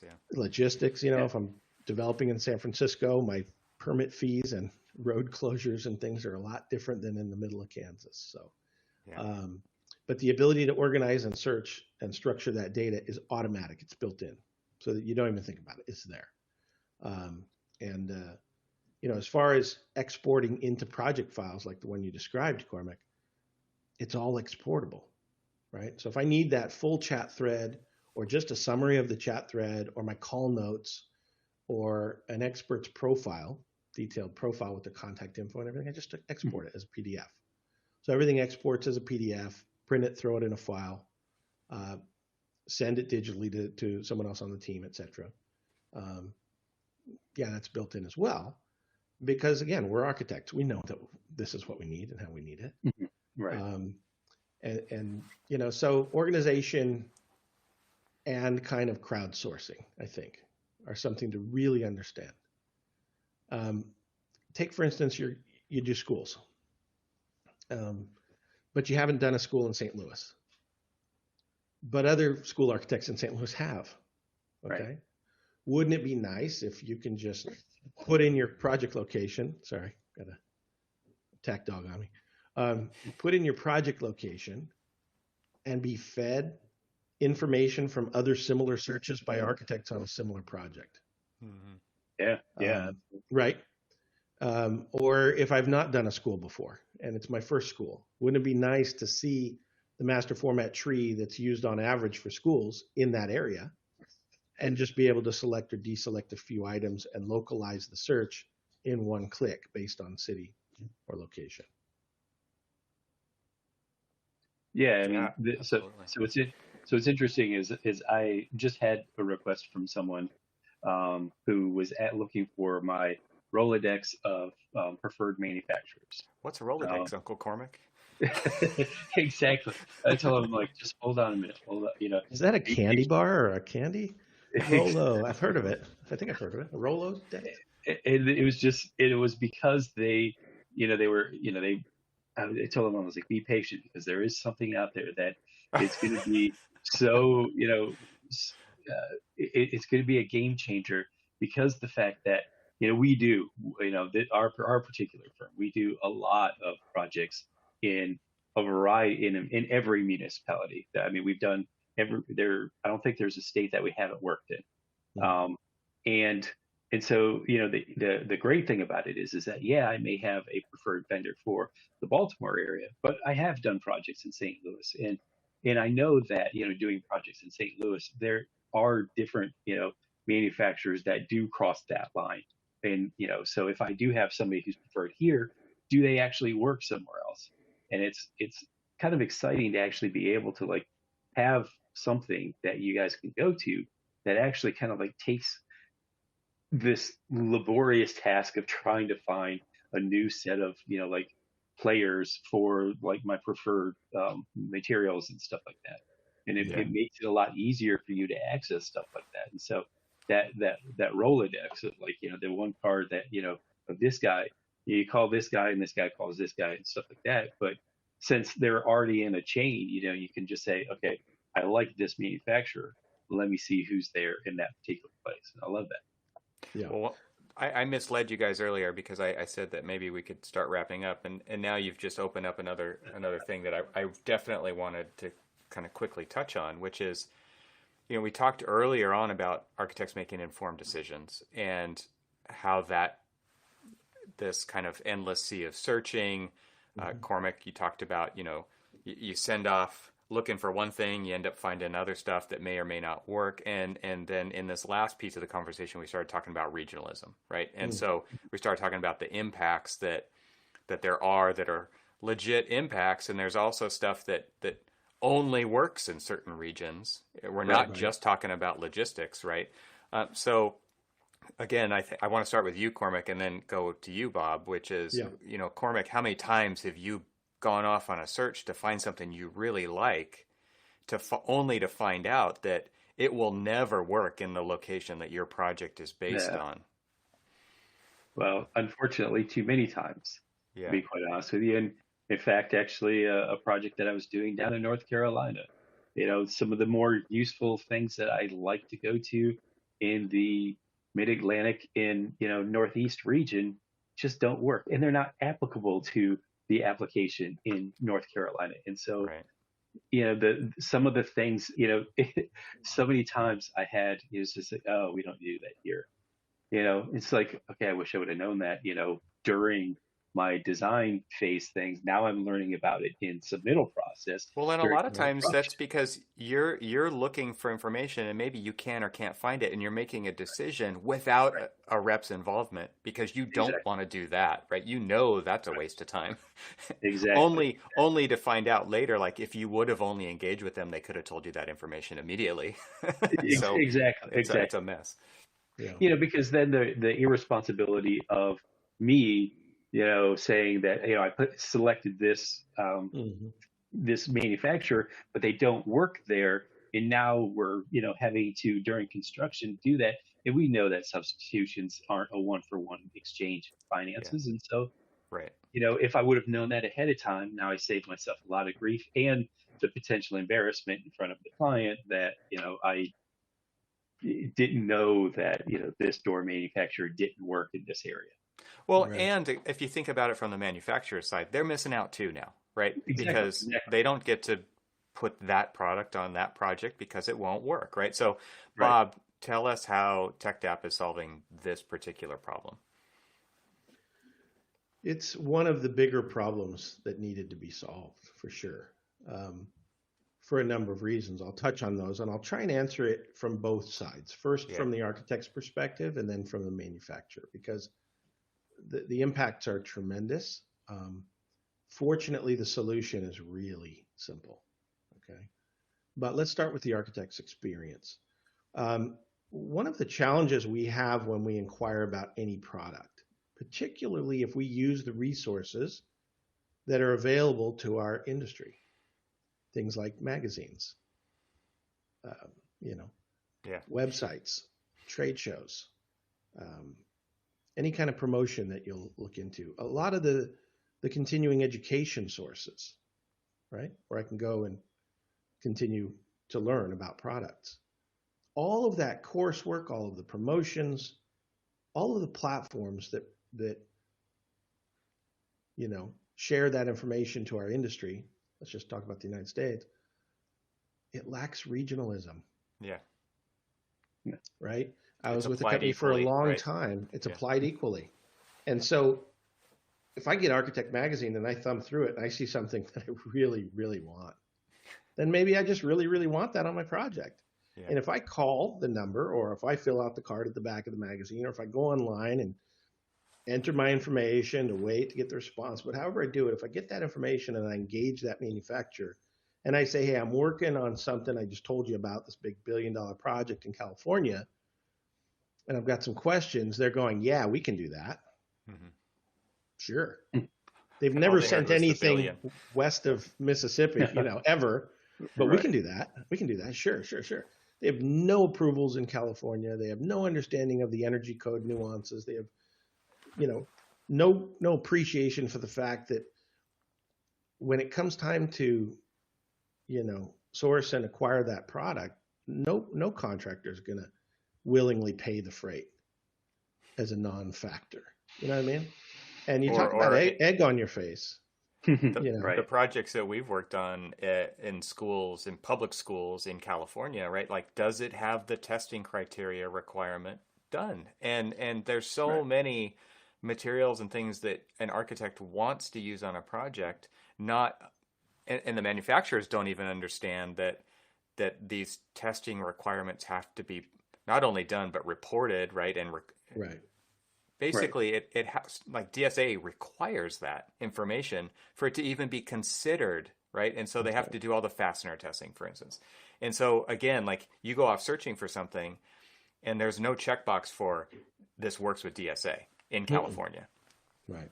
And that would just take a lot of forethought and planning and automation and data structure and algorithms to make that simple, right? Yeah. But why not just talk to people? Yep. Hey, Yep. Right. do you guys understand the criteria for the city of Los Angeles approvals? And they're like what? And it's like, yeah, that's a big no. They have Right. no Yeah, idea. exactly. There's your red flag. Run. Yeah, I don't well, need to do for some system to tell me whether they check the box or not. I could say with confidence they have no idea. So my next question would be, who do you know in California that you can refer me to, for instance? But getting back to regionalism for architects for a minute, we look at our industry sources and publications, and again, there's just no regional way of knowing who's available for my project that also meets the criteria of my design intent and my schedule and budget, right? Multiple factors around the same topic of regionalism. Because maybe something is available in my region, but it's 4x my budget. So it's really not an option for this project, right? It's not just about geolocating. It's about multiple factors. So we do have algorithms that take those factors into account and make it easy. That's part of it. But for the architect, the regionalism, most of it is dependent on the build side, right? And there's a lot of local knowledge. You know, we talked about St. Louis. It's not just which manufacturers supply there, but which manufacturers are contractors equipped with labor and familiarity to actually Yeah. do the work. Mm-hmm. Yeah. And so it's regionalism and cultural familiarity in the region of your project, right? Mm-hmm. And cultural preferences and norms in the region of your project. You know, if we wanted to build with Adobe in the Southwest, that's not a problem. If we want to build with Adobe in the Northeast, it might be a different set of conversations, right? And Okay. expectations and constraints, It could be Adobe-like. right? And it's all out there. No Adobe included in the content of the material whatsoever, but it's Adobe-like. Yeah. But so for the architect, it's a constant challenge, and it's baked into every inquiry we make. We just literally don't know if they meet all the criteria locally, but we all find out whether it does or not when it gets to bid and decisions are made. And It's at too that late. point, it's a massive exposure of embarrassment Mm-hmm. for us along the way, right? And it adds to the problem of the build side looking to the design side saying they don't know what they're talking about. I mean, look at how easy it is to know that that product is only available on the East Coast, not here. Right. Like, what was your architect thinking? Well, it's not that we're incompetent. It's that our resources didn't empower that kind of knowledge well enough. And we could challenge the build side with as many, challenges as they can throw at us. The point is, hey, folks, we're on the same team. We're not trying to make it hard for the architects or the builders, but the manufacturers, like the piano player in the bar, they're involved on both sides of the conversation. So it's Right. far better for architects to know who's regional in the first place. That's going to radically improve your batting average for keeping your product and design intent through completion of the project and not get changed out in the 11th hour, right? And it's just going to not have you have to go figure those things out. It's already regionalized. For the manufacturers, boy, is that an interesting topic for them. Do you know which manufacturers supply to more than 5 states? How would you know? Yeah, right. Like what metric would you conceive of using if you had all the resources available? How would you figure that one out? You wouldn't, but they know. And so it's about having a platform that invites that level of granular knowledge. And it's not just like, again, I refer to companies I've worked with. Take the block company, right? They don't just make block. In their collection of companies, they make over 27,000 different product SKUs for the building industry. Even inside the company, like in Northern California, if your project is far Northern California, like almost to Oregon, it's not even supplied by their plant in Northern California. It's supplied by their plant in Nevada. Why? Well, because the logistic corridor is far better, at least, it's far better to source from Nevada than from the Northern California plant. Okay, how would I know that? My project's in Northern California. Yeah, I picked from your Northern California plant palette. Yeah, but those products aren't available up there unless you pay some surcharge. You know what I mean? So the point is that regionalism, when you look at the manufacturing part, what product, how is it distributed?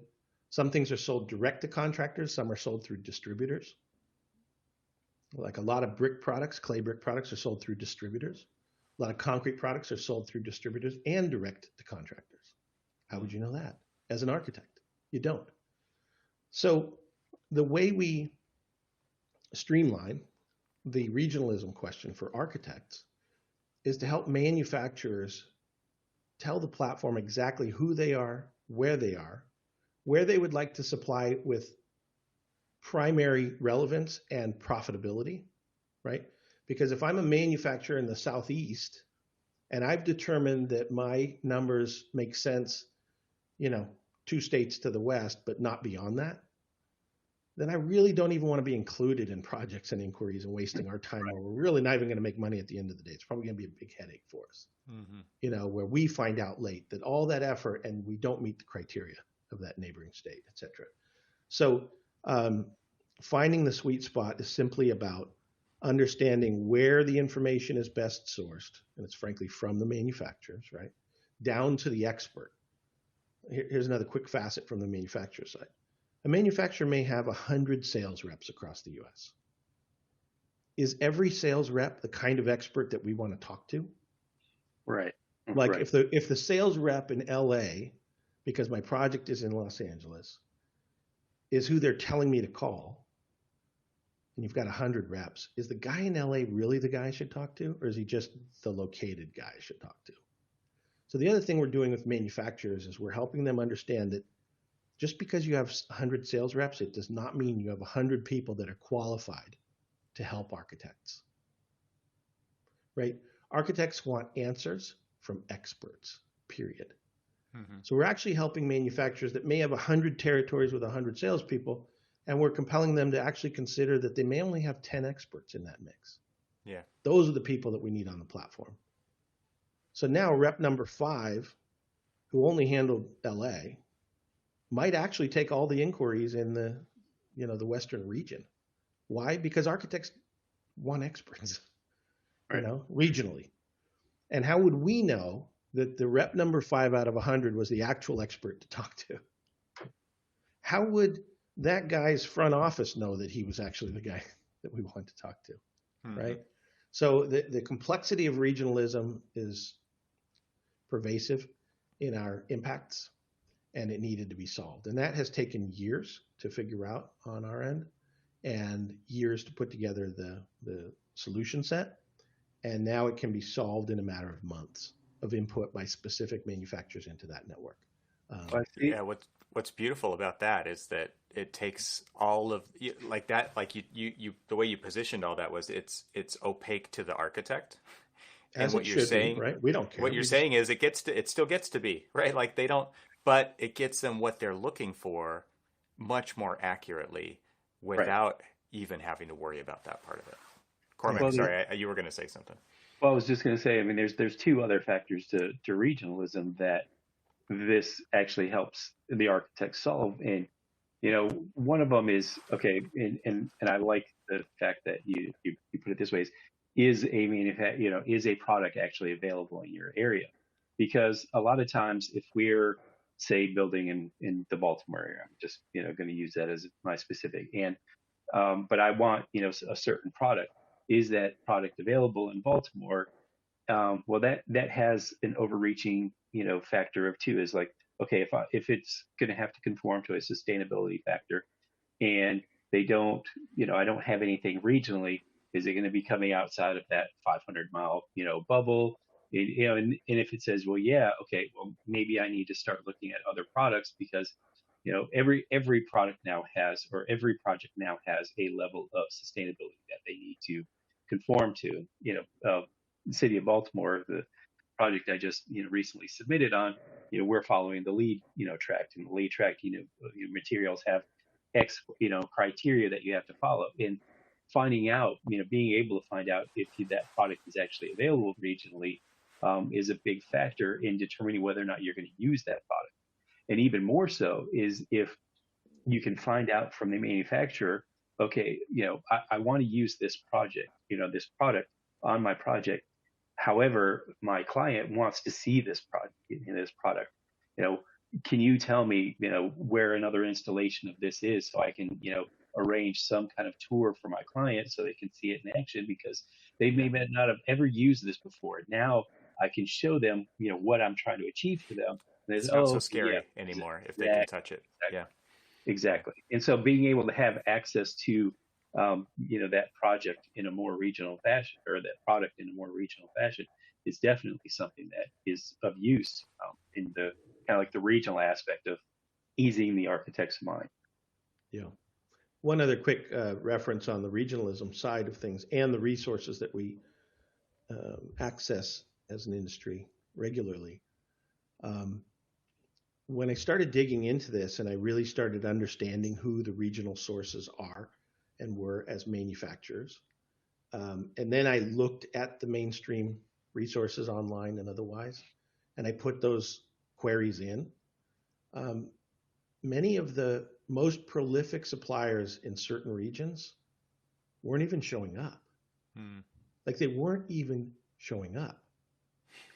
So, using concrete block again, there are some companies that provide certain regions where like 90% of the time it's just one company.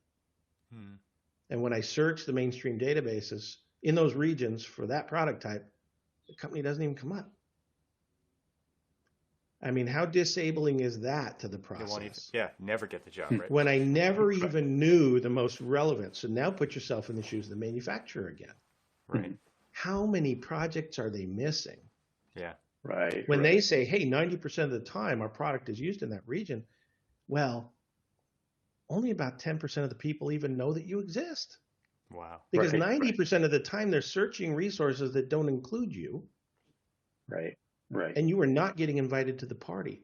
So from a manufacturer's perspective, isn't a great goal for them that wherever their footprint is, however complex it may be, that whenever there's projects in that specific footprint, at least they're in the consideration Yeah. for Totally. all projects in that region where their product is being called on? Yeah. It helps Right. everybody. Yeah. Right. It's a ridiculous efficiency that has lacked a solution for decades, right? And you just, Back in the as an old day when it architect, was, I'm sorry, Evan, but quick point. Back in Yeah. the old day when you had to move all of your products by horse and and carriage or horse and cart, you knew what regionalism was and who the players were. yeah. Right. We just right. don't live in that day. Right. So it's a What little I was different challenge. What I was going to say was, the way that the information is presented to architects online, especially, is that, and I guess in the magazine is a great example too, is that it Yeah. all works everywhere, right? And Yeah. so Yeah. Exactly. there's no specificity to that, but you assume that because your eyeballs see that thing, that it works, like that it should be available, and that's just Yeah. not the case. And the way that you just laid out how complex that really is phenomenal problem to solve, and by taking that off the table and making it a key part of, let's call it the algorithm, even though it is. On a certain level it is, and on a certain level it's just a fundamental that needed a whole tool set right and logic to unravel and to reposition and to reconnect and then to prove it out, right? And to make it work. And we're actually, just a quick note, we're in beta, right? This isn't a product that's like launching off the shelves to market and everything's dialed and all the suppliers are there, et cetera.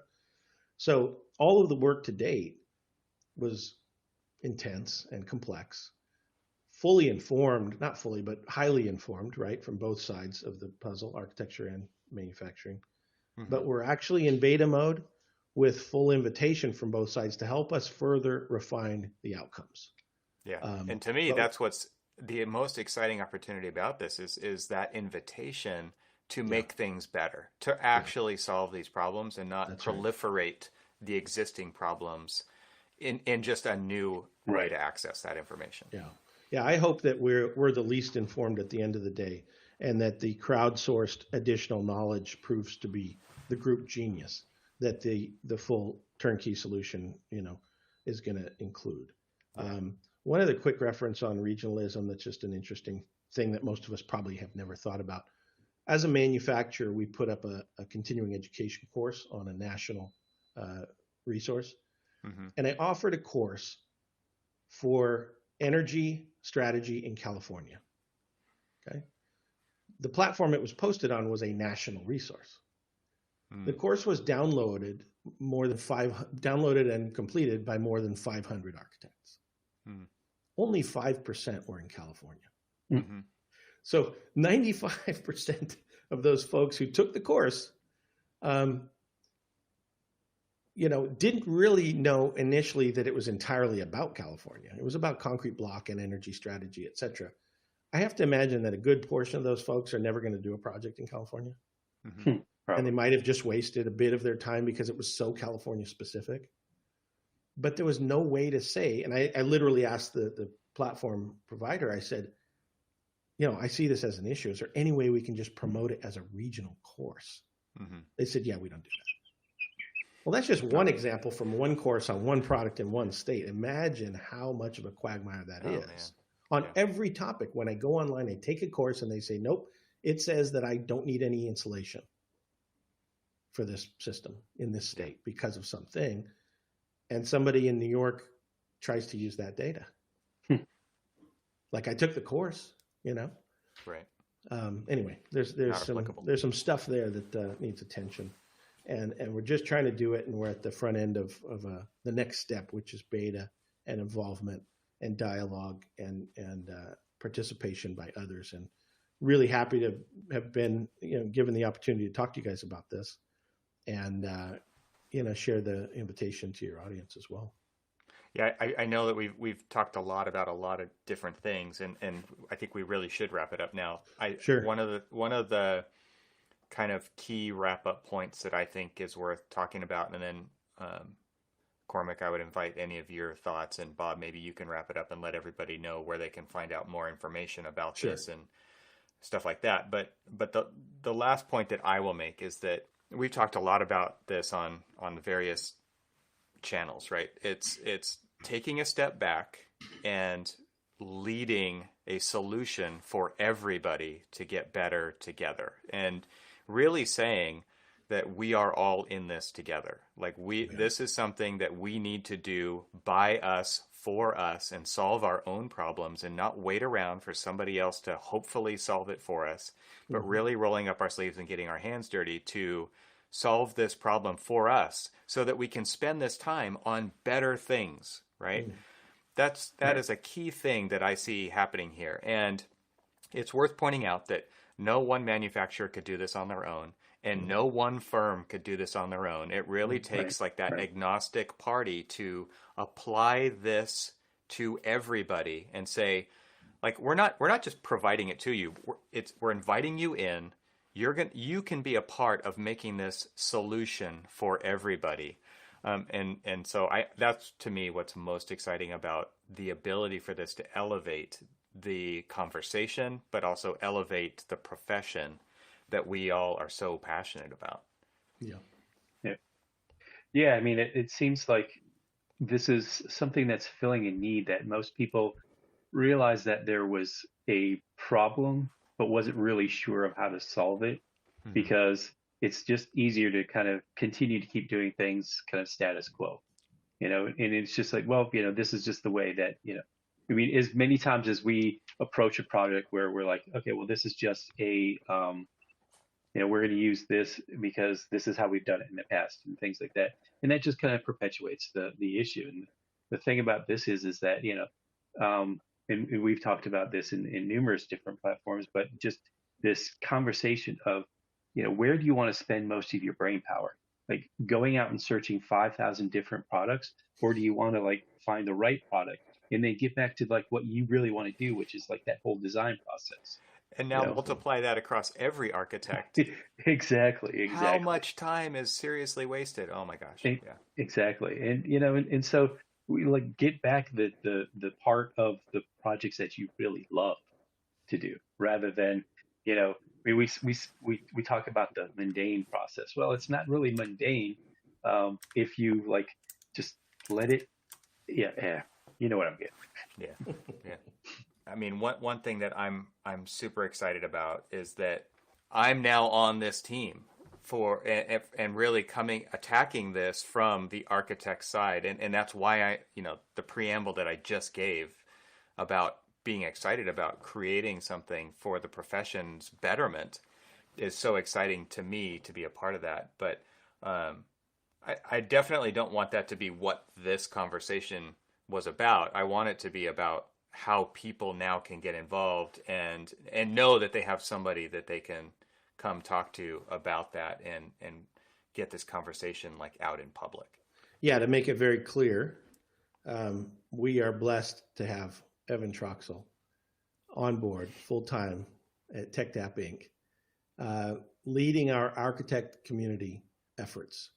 And it's just a natural fit, right? And I would say that you, Evan, are just an early adopter of the invitation, right? You jumped in a little bigger than most could even have the opportunity to, perhaps. But the idea of us rowing in the same direction, getting in the same boat, doing things that make sense together. Right? The whole point of TechDAP maybe we could say is just to give architects more time in their lives. Yeah, to do the things they want, to your point, Cormac. And maybe that's not even more work on projects, right? Just maybe it's more time to grow and travel. But firstly and profoundly, I'm deeply humbled and excited as heck to have you on the team, Evan. I'm even more excited about the prospect of having dozens, if not hundreds of other architects really join the effort. Yeah. And it's the kind of thing that I could see that if you as an architect listening or participating is willing to spend a couple hours of your life on this effort, that might be all it takes. Mm-hmm. For us to be able to deliver back to you, in service to you, the kind of tools and solutions that you've been needing and hoping for every day, frankly, right? So that's the goal. That's the invitation. And, we're just hopeful about the future. And so we're in beta. We're launching Monday, a couple days from this recording. And techapp.com is the entry point. So check it out. Let us know if you're interested. Keep an ear to the ground because we've got a pretty robust strategy and a pretty aggressive schedule of growth. But we are going to be cautious. So I could see iterating and improving happening on an every couple of weeks schedule for probably the next 5 years. Yeah. Okay.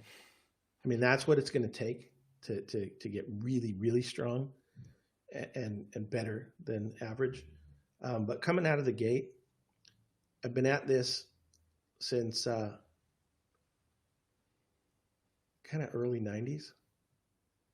And it's been an iterative process, and it's been improving and building. And right now we've assembled it in a super potent offering. And so for early adopters, we welcome you in. We'll be in service to you at no cost other than a little of your time up front and validating that you are who you say you are. And beyond that, there's just work to do, and we're just excited as heck to be doing it. So again, I thank you guys both for the opportunity to talk about this on your show, and Evan's choice to change his life and join the party. I couldn't be more excited to make a huge impact, make a positive impact on our profession. And that's really something that I feel passionate about. And I feel like it was the irresistible opportunity to do just that and to build the community of architects that it's going to take to do this so that we can do it together for us and really be kind of, the ones who design our future. So that, again, like just to remove the buildup, the barnacles that are under the water level that have built over time and get back to some more smooth sailing, I think it's just an incredible opportunity. So I couldn't be more excited to do that. Yeah, another point is generations. And the application of that is that, as we know, our profession, 40 years ago was a different profession than it is today. And I fully expect it will be a different profession in 20 years and 40 years as well. Yeah. There's an interesting window that exists right now between old school architects, right, that used to draw things by hand, and futurists who might be able to talk their design intent into existence through platforms, potentially. And both sides are needed, right? The patina and the knowledge and the maturity of certain measured decisions coupled with radically cool, fantastic computational design, et cetera, right? Generative design, all those things. I do believe that improving our profession to the degree that it deserves is a multi-generational, if not multi-lifetime life cycle. And this platform cares not just about the old school folks with opinions, not just the techies, not just the most artful creatives among us, not the most analytical, not just students, but everybody, right? Yeah. Because this is about being in service, as we've talked about, to the profession, where you are in the stage of your profession. So there's room for students, interns, thought leaders, top designers, and designers doing new things for the first time, right? That just need help. It's all here to serve and to call on us to spend just a percentage of our career participating in that whole. That's it. And so it's a platform that I think will grow to be a good place of value and a pretty special place over time. So happy to be a part of it. Absolutely. Yeah. Well, thanks everybody for taking the time to have this conversation today. I feel like it's a bit of a reveal of sorts, and it's a bit of a new chapter for sure, for me especially. And so I don't think a lot of architects go to school thinking that they're going to solve this kind of a problem. But to me, like many problems that I come up against, I look at it as a design problem. And I feel like this is absolutely a design problem that deserves the attention that we're giving it. So I hope that people will go along this journey with us. And I couldn't be more excited to do that and talk about it here with you two. Likewise. Yeah. And Cormac, I want to respect that this is not an invitation to be all about tech and tech app and what we're trying to do. This is really to celebrate what every person in each of their roles is about and try to answer a very simple question. Cormac, how can we make your life better? Mm-hmm. How can we make your practice better? What are you working on right now that you want help with, right? What are your thoughts about what we might be doing right or wrong? I want to hear it, right? Yep. Yeah. And yet the bigger question is, how do we serve you based on your interests, needs, time, in your career, et cetera, types of projects you're working on, where you want to take your team, et cetera. How can we help? And if we can have a dialogue about that, kind of that cleanly over time with more and more of us, it is a design problem. And imagine the outcome if it's a really fully informed process, right? Absolutely. And so let's do this together as problem solvers. That's who we are as architects. Let's do this together, trusting each other, because I think each of the folks involved in their own merit have earned that trust and shown their true self. So let's invite more of that. Yeah. And let's invite as much diversity to the conversation as possible, right? This is not meant to be a narrow track solution. And the heavy lifting then becomes pretty easy for each of us, right? With big outcomes. And then lastly, a moment of silence for manufacturers and the recognition that we all need to just stop for a minute.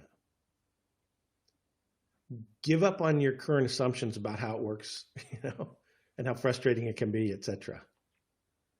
And then kind of open that back up and celebrate the fact that, wait a minute, as architects, you mean to tell me that we've got hundreds of manufacturers with all the data we'd ever need, chomping at the bit to give it to us and answer exactly our questions with exactly the right information, like in short order and at no cost?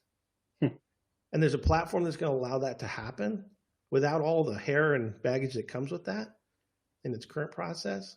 Yes. And it's not because we've created the solution. It's always been there.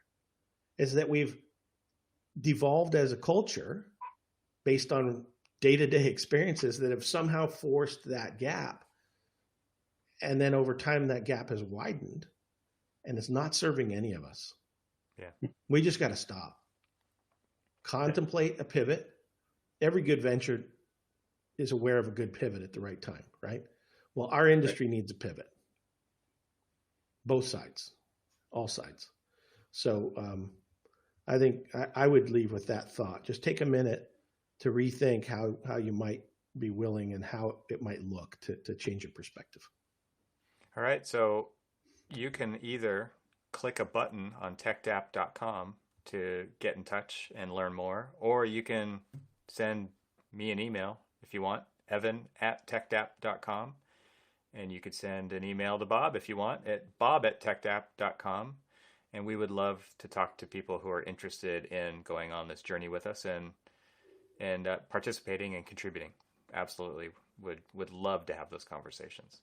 Sure. So thanks for your time, everybody, today. It was a fantastic conversation. And I feel like we went deep but that's what's needed. I definitely feel like that's what's needed. This is not just a fancy web page. This is not just there's an app for that. This is a deep, deep problem in need of a deep, deep solution with lots of thinking around it. And I feel like that's what we really spent the time to talk about today. So thanks for hanging out, you guys. I really appreciate it.